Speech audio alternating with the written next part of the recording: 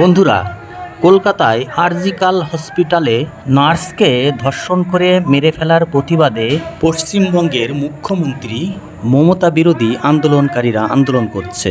আন্দোলনকারীদের দাবি, মুখ্যমন্ত্রী মমতা ব্যানার্জিকে পদত্যাগ করতে হবে। এই দাবিতে সবাই রাস্তায় এসে আন্দোলন করছে।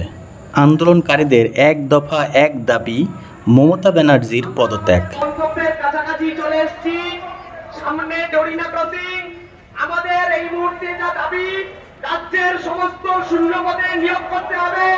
10 বছর ধরে যারা অসহায় মানুষ, অসহায় বেকার ছেলেমেয়েরা যারা চাকরি পাচ্ছে না, তাদের চাকরির নোটিফিকেশন বন্ধ হয়ে আছে, তারা আমরা ডরিনা ক্রসিং অবরুদ্ধ করে সবাই মিলে শান্তিপূর্ণভাবে মানববন্ধন তৈরি করে দাঁড়িয়ে যাব। গোটা বৃহত্তম কলকাতা শহর আজ অবরুদ্ধ থাকবে। এই রাজ্য জুড়ে একই স্বর,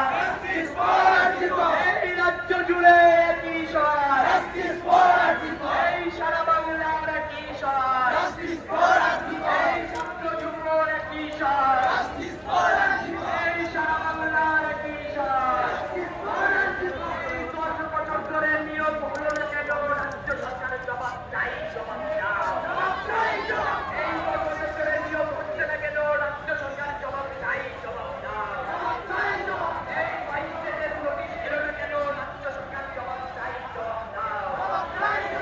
এই বিএনপির প্রতিবাদে আমাদের লড়াই, এই বিএনপির দুর্নীতির প্রতিবাদে আমাদের লড়াই, এই রাজ্য জুড়ে চাকরি-বাকরিদের দাবি নিয়ে আমাদের লড়াই।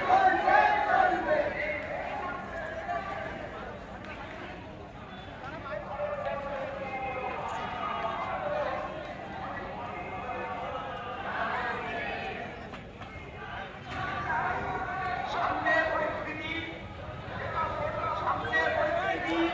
ভয়ানক হতে পারে। আপনারা কোনো প্রকার ভয় পাবেন না।